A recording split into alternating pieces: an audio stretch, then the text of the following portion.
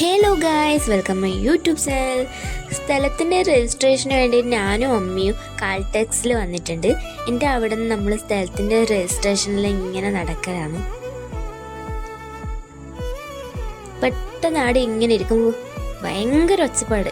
അത് കണ്ടിട്ട് പുറത്തേക്ക് നോക്കുമ്പോൾ അങ്ങോട്ടും അപ്പുറം ഇപ്പുറം അടി കൂടലായി.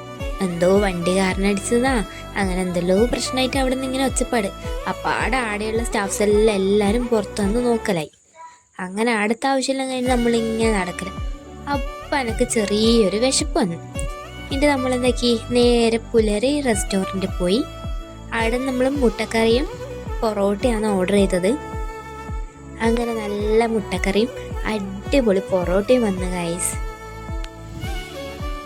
അങ്ങനെ ഒരു മുട്ടയും കുറച്ച് കറിയെല്ലാം ഞാൻ എടുത്ത് സൈഡിൽ വെച്ച് നല്ല ടേസ്റ്റ് ഉണ്ട് ഗൈസ്. നിങ്ങളെല്ലാവരും പുലരി റെസ്റ്റോറൻറ്റിലത്തെ പൊറോട്ട പോയി കഴിക്കണം. നല്ല അടിപൊളി ടേസ്റ്റാണ് ഗൈസ് ഇവിടുത്തെ പൊറോട്ട.